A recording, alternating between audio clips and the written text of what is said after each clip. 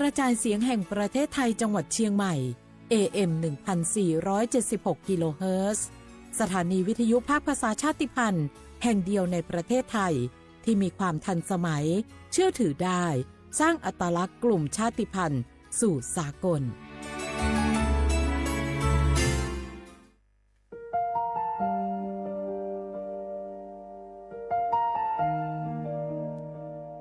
ขอน้อมเกล้าถวายอาลัยสมเด็จพระพันปีหลวงพระแม่แห่งแผ่นดินผู้ทรงเมตตาเหนือเกล้าขอพระองค์เสด็จสู่สวรรคาลัยข้าพระพุทธเจ้าข้าราชการและเจ้าหน้าที่สถานีวิทยุกระจายเสียงแห่งประเทศไทยจังหวัดเชียงใหม่กรมประชาสัมพันธ์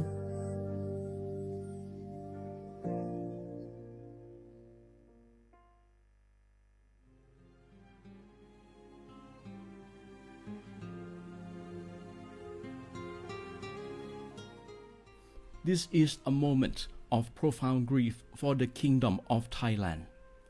The collective voices of Radio Thailand Chiang Mai join the Thai nation in mourning the passing of our beloved Queen Martha, Her Majesty Queen Sirikit.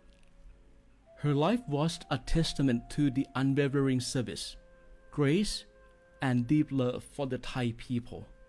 Our humble condolences and thoughts are with His Majesty the King, the royal family, and all the Thai people during this deeply sorrowful time. We will remember her forever.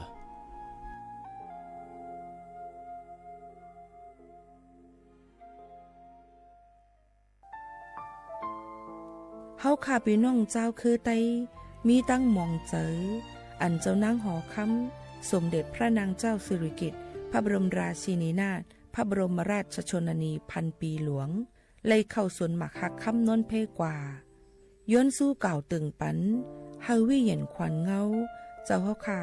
ฮอดถึงตีสุคติกัดเย็นเสกำเฮาขาพี่น้องก้นคือไต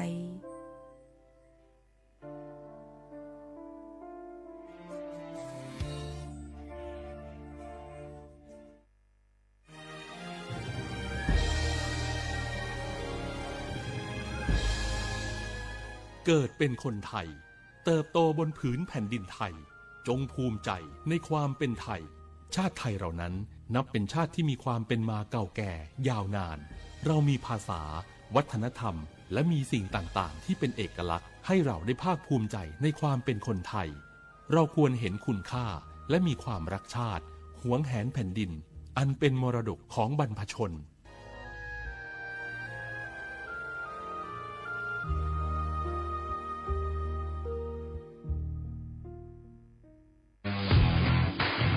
รัฐบาลไทยประกาศสงครามสแกมเมอร์รัฐบาลจึงได้ประกาศสงครามกับสแกมเมอร์ในฐานะที่สแกมเมอร์เป็นวาระแห่งชาติและในวันนี้ผมก็ได้ใช้โอกาสนี้มารายงานความคืบหน้าและเน้นย้ำถึงสิ่งที่เราต้องร่วมกันทำต่อไปรัฐบาลได้จัดตั้งคณะกรรมการอำนวยการป้องกันและปราบปรามอาชญากรรมทางเทคโนโลยีขึ้นมาโดยมีผมเป็นประธานด้วยตนเองเพื่อให้ทุกหน่วยงานทำงานไปในทิศทางเดียวกันเราได้มีการลงนามบันทึกความเข้าใจระหว่าง 15 หน่วยงานหลักทั้งภาครัฐและภาคเอกชนตลอดจนสถาบันการเงินเพื่ออุดช่องโหว่ทางการเงินและตัดเส้นทางเงินของกระบวนการอาชญากรรมเหล่านี้ให้สิ้นซากรวมพลังคนไทยต้านภัยสแกมเมอร์นายอนุทินชาญวีรกูลนายกรัฐมนตรี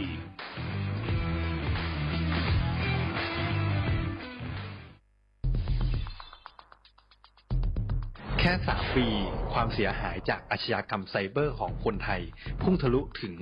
94,000 ล้านบาทหรือเฉลี่ยปีละ 30,000 ล้านบาททุก1 ชั่วโมงเราเสียเงินกว่า 3.4 ล้านบาทให้กับมิจฉาชีพออนไลน์โจรไม่เห็นใจคนอาชีพไหนอายุเท่าไหร่สถานะทางการเงินแบบใดหมอพ่อค้านักธุรกิจนักเรียนแม่บ้านข้าราชการเกษียณทุกคนตกเป็นเหยื่อได้เสมอและวันหนึ่งอาจเป็นคุณหรือคนที่คุณรักเพราะจุดอ่อนร่วมของเหยื่อคือความเร่งรีบขาดสติหรือแม้แต่บางครั้งก็เกิดความโลภจนเกินไป อย่าปล่อยให้การกดคลิกเดียวลิงก์เดียวทำให้โจรยิ้มกว้างวันนี้ถึงเวลาแล้วที่คนไทยทุกคนจะต้องร่วมมือกันสร้างภูมิคุ้มกันอาชญากรรมไซเบอร์ช่วยกันหยุดก่อนที่ภัยไซเบอร์จะทำให้คนที่คุณรักและตัวคุณเองกลายเป็นเหยื่อ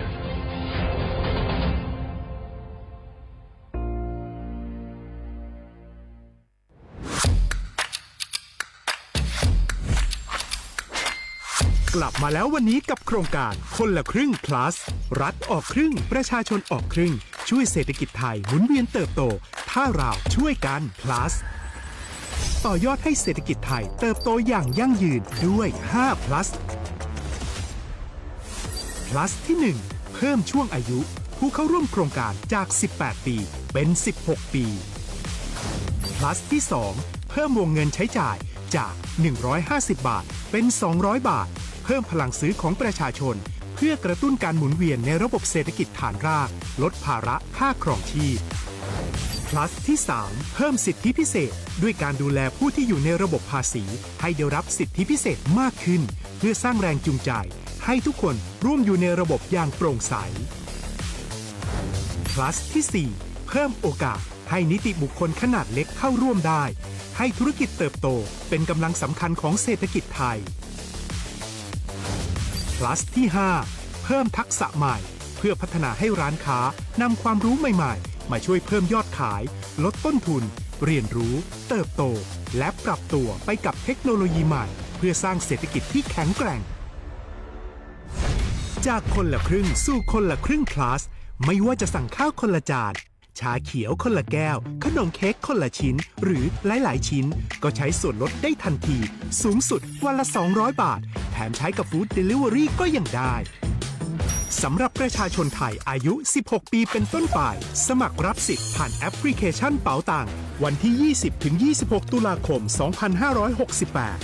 สำหรับร้านค้าที่สนใจร่วมโครงการสมัครได้ผ่านแอปถุงเงินวันที่ 15 ตุลาคมถึง 19 ธันวาคม 2568 แล้วเตรียมพร้อมรับลูกค้าจากทั่วประเทศ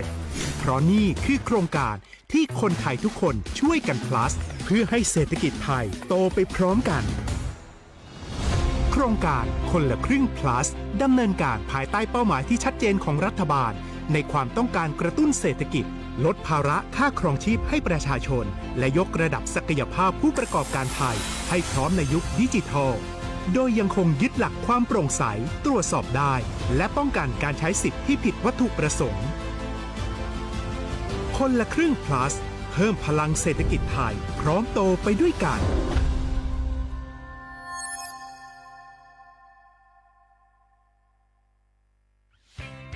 เส้นทางสายหมอกที่สวยที่สุดในเมืองแพร่กำลังรอทุกคนไปวิ่งด้วยกันครับทุกก้าวของคุณคือพลังของลมหายใจ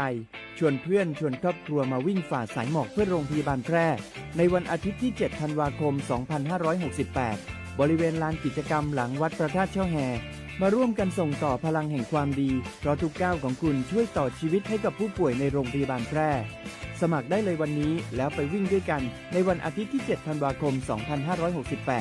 พบกันบริเวณลานกิจกรรมหลังวัดพระธาตุช่อแฮนะครับ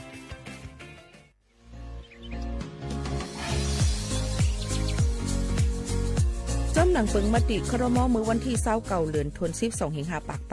67เฮาฮิปเน็ตแกลิดปัญหาสถานะและสัญชาติคนอันอยู่ตั้งเมืองจึงไทยจอมมาตรา17นั่นตอนตาพี่น้องเฮาเขาอันเข้ามาอยู่ตั้งเมืองไทยหึงนั้นและมีไว้เข้าจอมเปิงเฮากว่ายืนย้อนสถานะต่างดาวเขาเมืองถูกแม่นจอมเปิงไล่ตอนตาลูกอ่อนอันเกิดตั้งเมืองจึงไทยมีอำนั้นก็แม่มีไว้ทะเบียนประวัติบุคคลไม่มีสถานะทางทะเบียนอำนั้นไว้10ปีถูกแม่นยาวในจึงเฮากว่ายืนย้อนสัญชาติไทยจอมหนังมาตรา7ทวีไล่พออยู่ตั้งกรุงเทพมหานครกว่ายืนไล่ติสำนักบริหารการทะเบียนกรมการปกครองพออยู่ตั้งต่างเจตวันในจึงกว่ายืนไล่จอมหนังวัดไว้อันเปิ้นออกปันเฮาคานั่นเข้าย้ำเหตุการณ์จอมหนังหลวงปองจึงต่อพอถึงวันที่29เดือน6 ปากไป69ค่ะ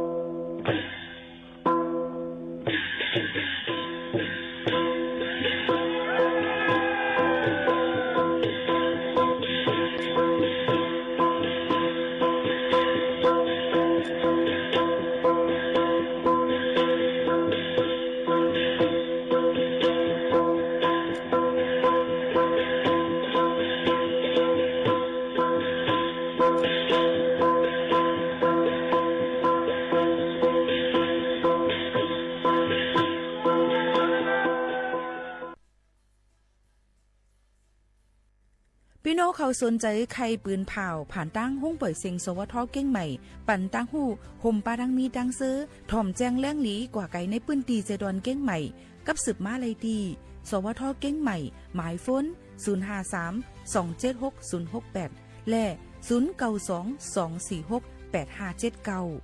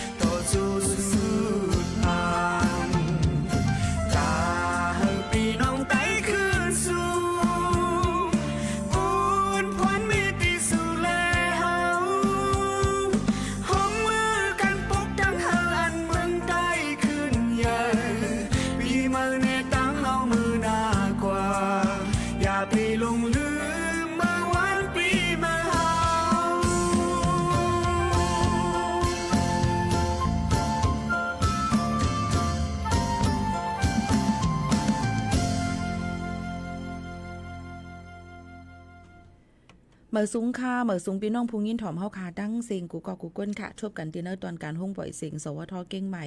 AM 147 ฮอกกี้แล้วเฮิร์ปืนปล่อยเสียงกูวันๆพอถึงมาข่าวยาม 10 โมงถึง 11 โมงกลางเนยกลางค่ำอยู่จอมขาวหมูขาวน้นค่ะเมื่อในถึงมาในวันพัดที่13เลิน ทวน11 2เหงปลาย25ปีใต้2เหง1ปากปลาย19ปีก็จ่า1เหง3ปากปลาย87คู่ถึงมาเหลือน12หล่วง8คำในวันเมื่อไหนอยู่จ้อมขาวโมขาวนุ่นสุภาวันเชื้อสารวินอยู่จ้อมกันกวนวันค่ะข้าวยาม10 โมงถึง 11 โมงกลางเหนือกลางคำจอมหนังตั้งเมืองจึงไทยปืนปล่อยเสียงดังเรดิโอออมล้ม AM 147กิโลเฮิรตซ์ค่ะปืนปล่อยเสียงผ่านดังแฟนเพจ Facebook สวทเก้งใหม่ AM 147กิโลเฮิรตซ์ไลน์ตั้งไลฟ์เฮาค่ะไลน์ตีไลน์ตั้งพี่น้องเขาหันปองว่าเหตุการณ์อยู่ที่ห้องปล่อยเสียงเรดิโอไทยแลนด์เก้งใหม่ AM 147กิโลเฮิรตซ์ในค่ะขอพบทบจอมกันในวันเมื่อในสิยามพองตะเหลียวเข้ามาในข่าวกัดเดี่ยวในวันที่13ในหลายๆองค์ตีเจออยู่ตามตาพยสันร้อยนั่นเด็กกัดนำตื้อมาหรือเสเก่า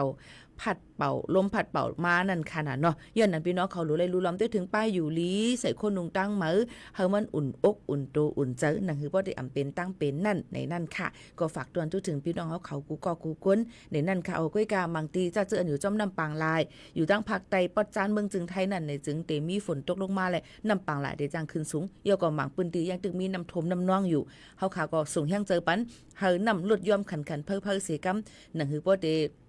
อยู่กว่าในวันๆเยาก็คือปองให้สร้างกว่าให้รีเซออนต้นเสเก่ากันในนั่นค่ะฝากตอนทุกถึงพี่น้องเขากูก็กูก้นค่ะเฮาคำมาด้วยข่าวเงาทางอีดอ่อนนึงในนั่นค่ะตั้งเจดอนเก้งใหม่ในค่ะเนาะเปิ้นก็แต่งตั้งปันในค่ะนายรัฐพลนราดิศรนะคะเป็นผู้ก้อนเจดอนเก้งใหม่ก้นเหมืออันลูกมาดีอันเป็นผู้ก้อนเจดอนเก้งไฮนั่นในนั่นค่ะเมื่อวันที่12เดือนธันวาคม11 2เหงปลาย25ในค่ะภายเว็บไซต์ราชกิจจานุเบกษาในปืนเผาเป็นลือปืนเผามาไว้ว่าแต่งตั้งเฮามีให้เป็นนายรัฐพลนราดิศรนะคะพ้นออกตีร่างผู้ก้อนเจดอนเก้งไฮเสเข้ามาแต่งตั้งมาเหตุการณ์ใหม่เป็นผู้ก้อนเจดอนเก้งใหม่ผู้ว่าราชการจังหวัดเชียงใหม่ในนั่นค่ะก็ได้เป็นอยู่ที่ในค่ะแต่เอาวันที่12เดือนธันวาคม11 2เหงปลาย25มานะคะเรียกว่าเมืองเก้งใหม่ก็เลยผู้ก้อนเจดอนกุลก็มาแข่งจื่อนายรัฐพลนราดิศรเนี่ยนะคะแต่งตั้งมาเยี่ยวตุหลีงามในนั่นค่ะนี่ก็เป็นข่าวเงาเชียงหนึ่งอันเอามาฝากตอนจูถึงพี่น้องเขาค่ะตอนตา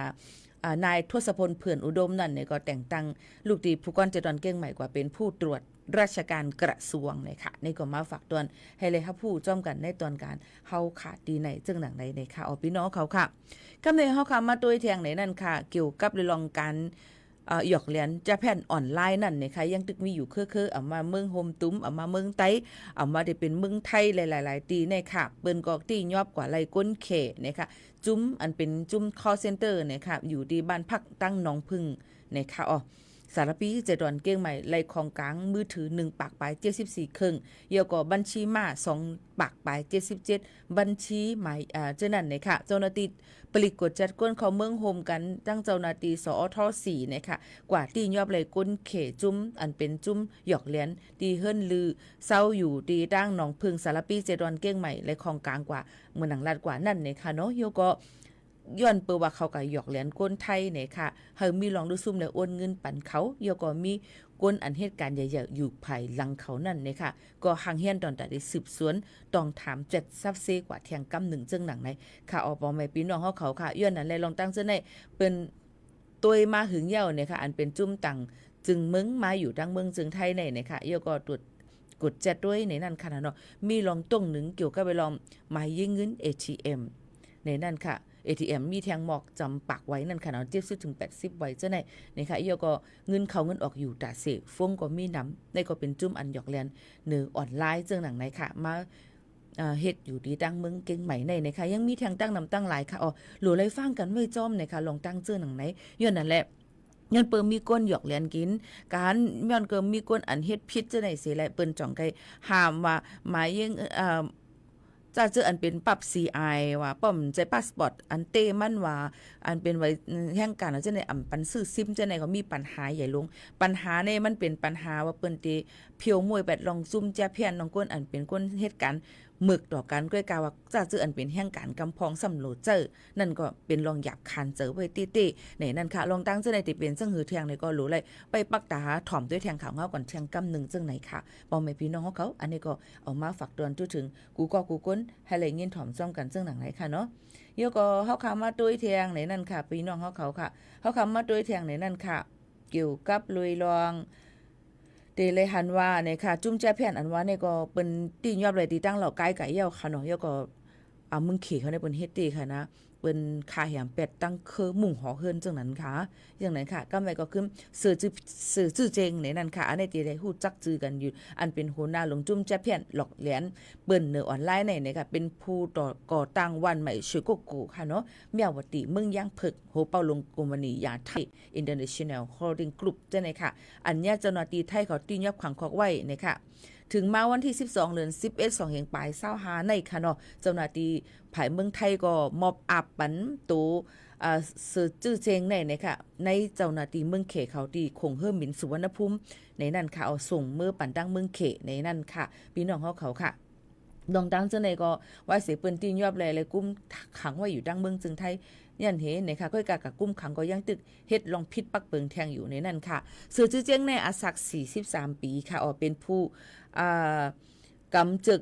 กันจะเพี้ยนผุยปังต่อล่องเหนือออนไลน์2ปาก39ตีในกุนเขียวเจิงจ้านวันออกกุนเอเชียค่ะเงินอันปั่นอยู่ในนาการมีนำถึงล้านห้อม2เฮง7ปาก75ล้านหยวนเงินเขค่ะมันใจเป็นผู้ก่อตั้งโครงสร้างคาสิโนปังต่อรองค่ะเมืองกัมพูเดียเป็นผู้ก่อตั้งเว้งใหม่เฉยโกโกที่เว้งเมียวติเมืองย่างเพิกอันจื้อหงลือหลังมีโครงการ KTV คาสิโนจุ่มจะเพี้ยนหลอกเลียนเนื้อออนไลน์ว่าปังต่อรองตีสักเงินเป็นลำเป็นขาวไม่ลองกันกล้าขายก้นอัธมาเจอกินแห้งหลายจิมเจอในค่ะยก็เสือจื้อเจียงแต่ก็มันก็ยามลาดว่ามันเป็นสายลับปันลงปองจึงเมืองเขมีปอกหนึ่งเขาลับจึงเมืองมีลองโหไหลแลลงปองจึงเมืองเขเขาเตียะเนี่ยว่ามันมีตั้งพิษเนี่ยออกหมายตียอบมันประสงค์เมื่อขึ้นเมืองเขเตียะต่ำตายอ่ำห้างค่ะก็ในย้อนเธอส่งเมืองกัมพูเดียเนี่ยค่ะเอาก็ว่ามั่นใจในเลยมีไว้หมายผังเมืองกัมพูเดียผู้ต่างนาทนายมั่นใจก็อ่อนทุกย้อนปันให้ส่งขึ้นเมืองกัมพูเดียก้อยกะลุมเต็บตัดตราเมืองจึงไทยเต็บตัดป่งกว้ำเฮาส่งเมืองเขภายใน90 วันว่าจึงหนังไหนค่ะพี่น้องเขาอันนี้ก็เตเลยว่าเป็นรองอันเจียงลงแทงอันหนึ่งในนั่นค่ะเนาะตีเป็นตียอบกว่าเนี่ยค่ะอาศัก43 ปีในปังว่าเลยก่อตั้งเหตุการณ์จะในเลยดีในปังว่าเขามีนำกัดตั้งเขียนด้วยกันนำกัดตั้งเขียนเขานั้นซ้ำเป็นรองหยอกเล่นกินจิกตอกจอกเหนือก้นปานก้นเมืองที่ก็อ่ำถูกลีเลยเป็นในนั่นค่ะอันนี้ก็เอามาฝากตวนทุกถึงพี่น้องเขาให้เลยยินถ่อมจำกันจังหนังในค่ะพี่น้องเขาค่ะมาด้วยเทียงไหนค่ะหาเจ้าเคอไตในเมืองเจคางติโฮมกันจัดเฮ็ดป้อยปีเหมือไตไหนค่ะปังป้อยปีเหมือไตในเจเมืองคางอันเลยกึดย่างมาหลายปีนั่นในปี2025นั่นในก็เดี๋ยวหาเจ้าเคอไตติโฮมกันเฮ็ดสร้างกว่าขึ้นไหนค่ะปีใหม่ใต้ในเมืองคางในติเฮ็ดในปืนตีเผามันเสไปมกล้าเจ้าเคอไตหลายหลายคือก็มีแผนการติโฮมกันเฮ็ดปังป้อยเนี่ยค่ะภูมิบุญพรเขาก็ลาดว่าเฮาติเฮ็ดปังป้อยปุ่นดาคือไตหาคือมาห่มกันเสเฮ็ดป้อยปีใหม่ไตเนี่ยโหเปาก็ว่าเคยเฮ็ดคึกต้นเนี่ยค่ะก็นั่นแหละดีเจเมืองขังนั่นในปี2เฮงปลาย15ต่อถึง2เฮงปลาย19และเฮ็ดปังป้อยปีใหม่ไตอันหลายๆคือมาห่มเฮ็ดกันเฮ็ดจันเจเมืองกึนคือแค่มาแต่เสตะไหว้เสตั้งเป็นยอกับโควิด19เดี๋ยวก็ตับซื้อก็ซิมอำนาจเมืองกว่าเดี๋ยวให้อำเป็นเฮ็ดป้อยเฮ็ดล่ามใหญ่หลวงมากค่ะที่ทุ่งนองหลวงเนี่ยค่ะในก็จะเว้งเมืองย่างเมืองไก่ย่างในก็ติเฮ็ดป้อยลูกเข้าเหมือนำใหม่และป้อยปีเหมือใต้กว่าดีเจเมืองขังนั้นมีเจอเคยใต้เหมือนหนังใต้แหลงใต้เหนือ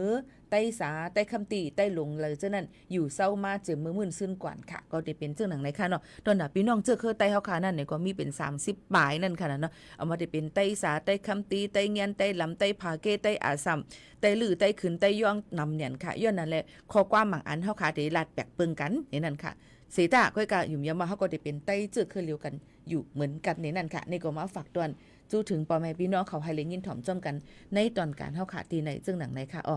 สืบหรือเฮาหรือเจอถ่อมด้วยเพียงความหวานหูถูกเจออันทางเฮียนมาฝากตอนจู้พ่อแม่พี่น้องเขานั่นนี่ก่อนค่ะ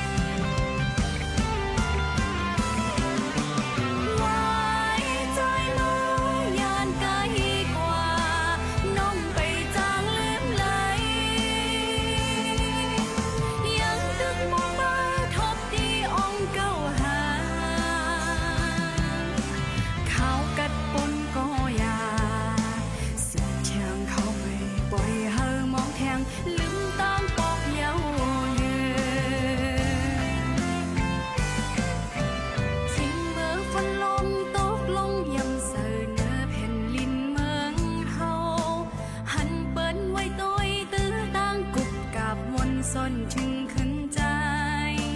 เนื้อแก่ฝนนั้นหากังจองลงเหลวตึกมีน้ำตาโปขึ้นขอบข้าวฝนไว้ใจบ่ยานไกลกว่าน้องไปจากลืมไหลยังตึกหมู่บ้านทบดีองค์เก่าหาเขากัดปนก็ยาสุดแข็งเขาไม่ปล่อยเฮามองแข็งลืมต้องปกเย้าเยือนสุดแข็งเขาไม่ปล่อยเฮามองแข็งลืมต้องปกเย้าเยือน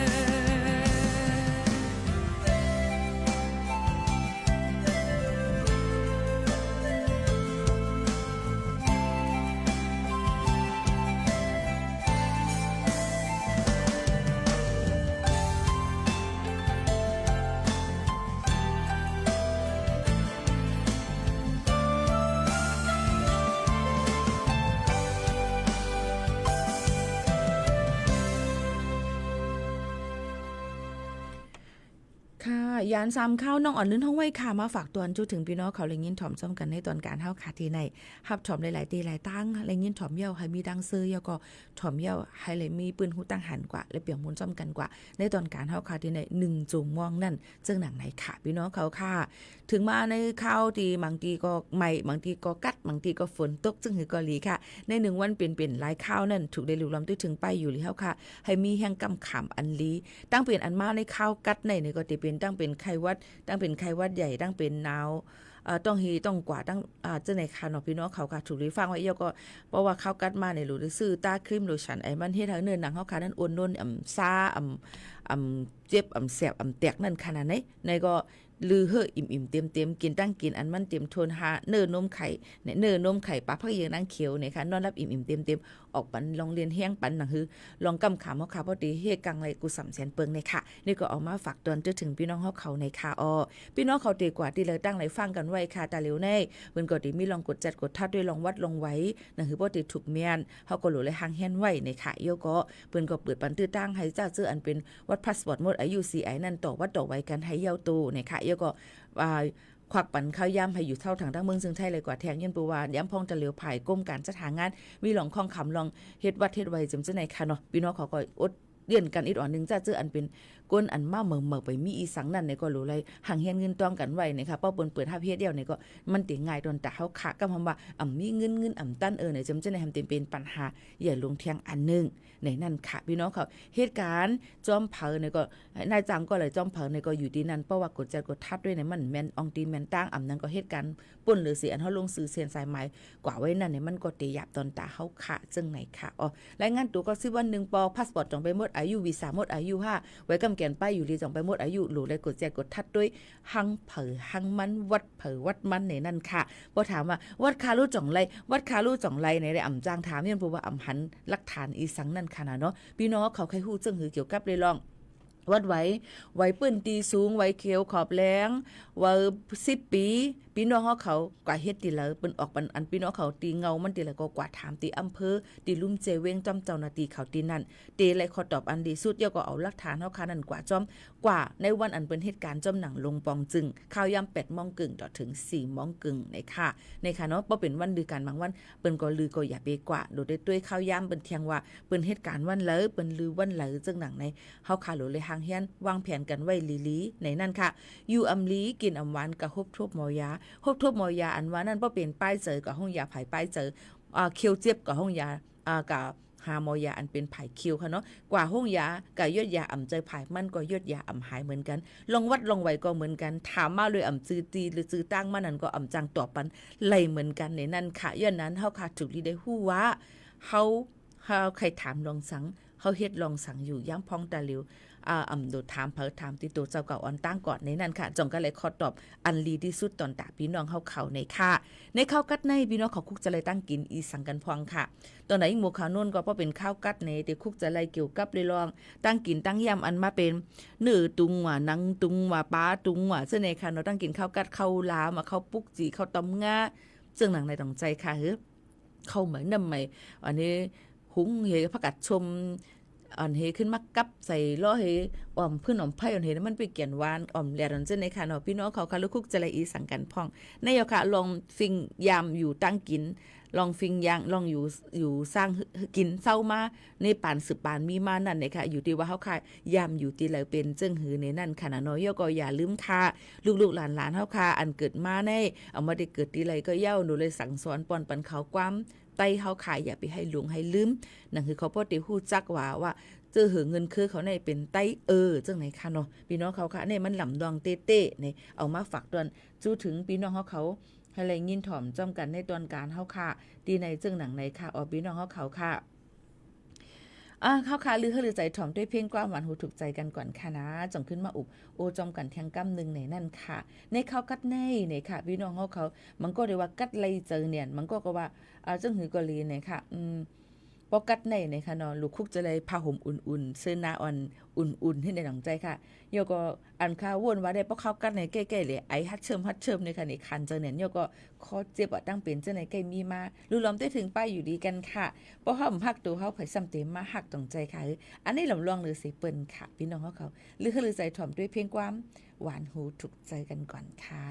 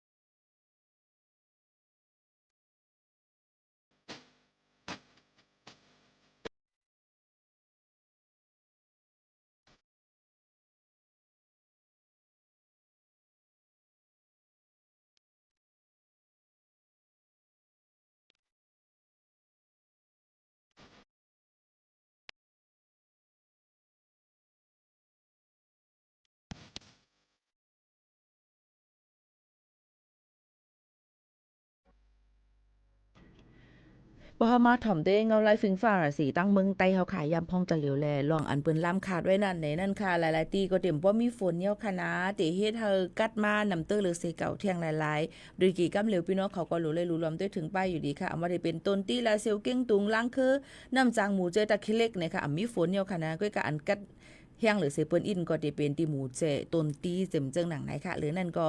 เขามาข้าวกัดเหย้าผ้าห่มโคนอนเอามาตักมาซักเสเซอโคอุ่นก็เอามาซักให้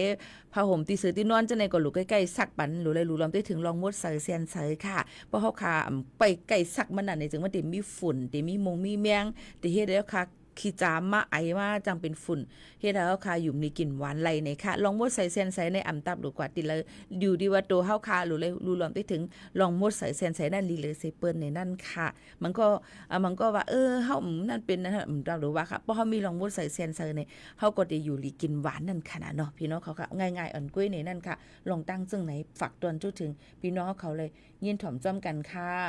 เดี๋ยวก็ตอนต่างพ่อแม่พี่น้องเขาจะเจออันมาอยู่เซาถังตั้งเมืองจึงไทยในนะคะให้มังก็ได้อ่อนกันใครกว่าไวสาการะว่านะคะขับตัวเจ้านาง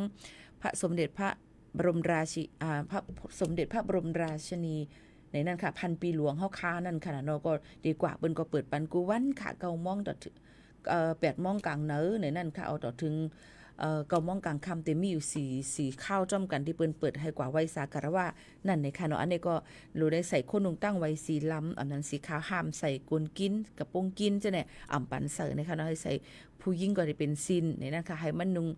แคมแลบหางหลีหางงามเนี่ยค่ะซื้อแขวนปุ๊ดจะในก่อมบันเสอเนี่ยค่ะรู้เลยใส่คนนุงตั้งมาอันที่มันถูกแม่นกะละเทศะมันย้อนบ่ว่ามันเป็นอองตีอันเปิ้นนับย้ำในนั้นค่ะอันนี้ก็เอามาฝากไว้ปันพ่อแม่พี่ๆน้องๆเฮาเขาเที่ยงให้เลยครับผู้จ้อมกันจะซื้อใครกว่าไว้สาคารวะนั่นจึงหนังไหนค่ะพี่น้องเฮาเขาค่ะเฮาอ่อนกันกว่าหรือใจถ่อมด้วยเที่ยงเพ่งความกันกว่าคณะมื้อนี้หมู่เขานุ่นเหมือนทางใครไอฮัดเชิมไว้ค่ะในที่ฮีลีค่ะในที่ฮีถือลีฮู้ได้เฮ็ดจึงหือคุณหนังใครตันๆมาลอยๆค่ะนะถ่อมเพ่ง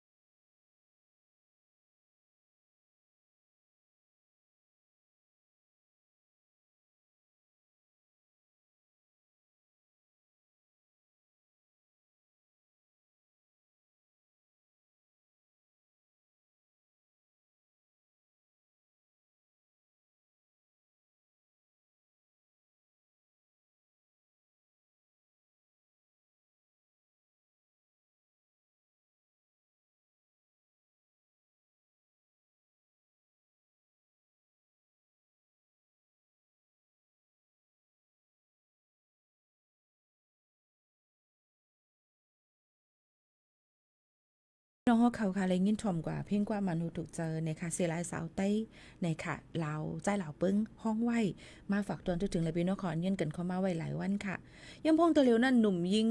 หนุ่มใจในเมืองใต้กับปานเหมือนั่นใจใหญ่การจะเพี้ยนก็เปิดสั่งหลาพี่น้องเขาค่ะย้อนบอกว่าก็เปิดสั่งหลาตามุ่งหอเฮิรนตัวเจ้าเก่าเตอยู่รอดไหลในแก่กลางเปิ้นนั่นตื้นเตไหลจื่นคัดเจอเหตุการณ์กว่าการอันเลยสิอำว่าเพราะว่ามีน้ำเมียดน้ำต้นไหนอำซัวมีเผาเถียงค่ะเนาะย้อนว่ามีการจังมีเงินมีคำบ่ตัวในเมืองใต้แต่ก็อีกเหนือป้ายมักมีจึงเมืองแต่อันนั้นมันตกเตี่ยมเสการอันอำถูกจ้อมปักเปิงก็เตื้อนำเหลืองมานำค่ะเมื่อนังการจะเพี้ยนอันเลยหาหลอกเลียนกินเงินก้นหนุ่มก้นนำก้นลายอยู่ในก็หมอหมดไว้หายเสียงตึกสืบมีไว้อยู่ค่ะกำนำซ้ำเป็นก้นหนุ่มเจออันตึกเมียนพองแดดเซลหนุ่มยิ่งในเมืองใต้ก็มังเกอร์เลยเงินดีเสตั้งใจยกเขาในการจะแพนในกว่าซึ่งหนังไหนค่ะเยี่ยมเปิ้นอันนี้อีกเนื้อกับวันเมืองแหลกลายเสในเมืองโฮมตุ่มเมืองมาในก็จุ่มจะแพนอันว่าในแต่เหลืองมาในปี2หิงปลายเศร้าพองตั้งเป็นโควิดตึกลามแผ่หาวเฮียงพองนั้นตาออกหากินนึงต้องหยับเย็นไว้เสย้อนเปิ้นมีพุ่นป้อนหลายๆเสให้หามอำไลนั่นค่ะนะเนาะเอาข้ออ้างอันว่าออกตั้งนอกอำไลการอันเตไลลงมือเฮ็ดในมาพองโควิดนั่นก็เลยจุ่มจะแพนในก็เตอแผ่ลามมาถึงเมืองไต้ปัดปื้นเมืองโฮมตุ่มในปี2021ในซ้ำซึกมันยึดอาณาจึงเมืองแทงแล1เขียนแทงเฮียงหักจุ่มจะแพนนั่นนำเหลืองมาเด้ๆเนี่ยค่ะก็นั้นแหละจะเพี้ยนอันว่าเนี่ยก็มันเป็นภาษาความเขค่ะเนาะพี่น้องค่ะมีติปองว่าลองเป็ดเรียนหมัดมือในแลเป็นการอันผิดศีลผิดธรรมและผิดปึงฟิงมึงกำนำแต่ป่องใส่กันว่าจะเพี้ยนในเป็นการหยอกเลียนกินเงินกันตั้งออนไลน์จังไหนค่ะ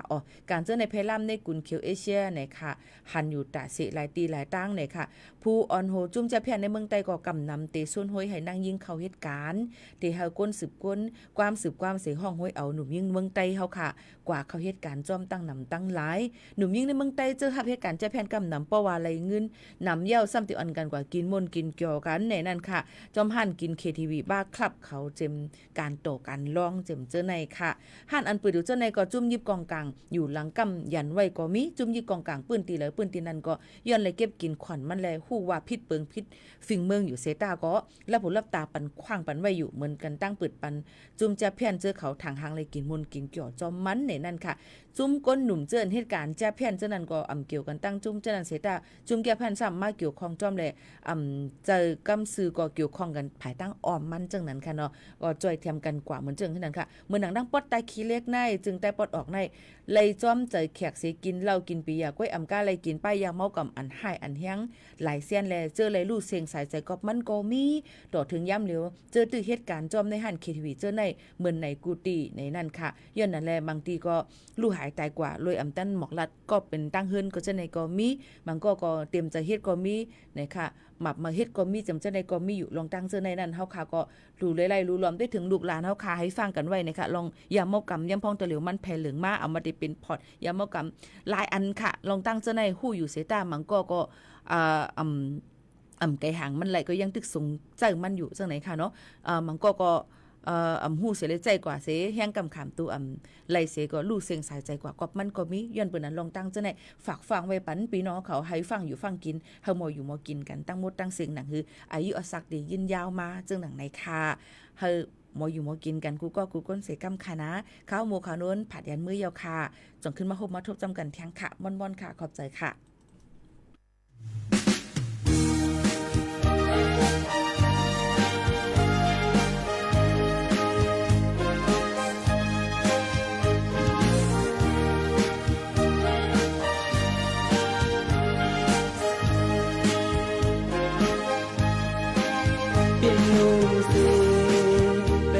จอมตาก้นเลยไปไอหมอกมันน้ำหอมหางหมอกมันน้ำลีเขาบ่ด้านหือสมำพัดตองทางอันว่านั้นจองบันตีหมอหูจองบันตีฟองเจอขึ้นหนึ่งนั้นจึงตุยต่างวันพาก็ไล่ปันมาอยู่ไล่หังมันข่าวเสียดิบเยี่ยมจีเอ้ยข้างอำไล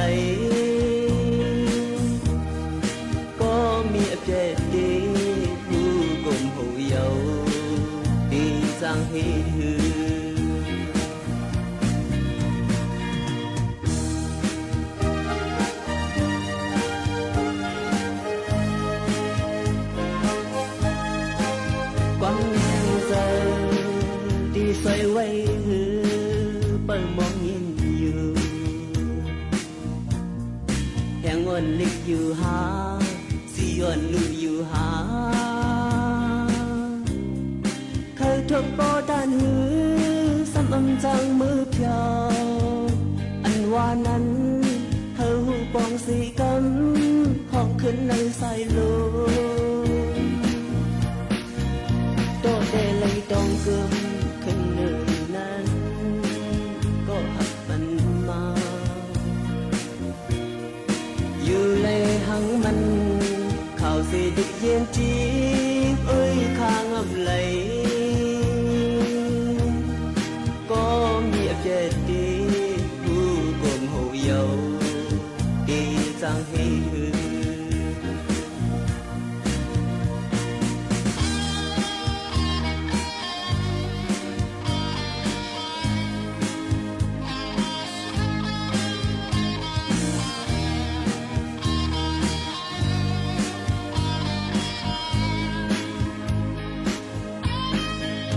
ความจังการเส้นที่ห้องหือ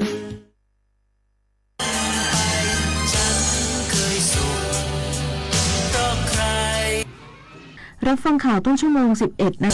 กับคณิษฐายิ้มดีค่ะ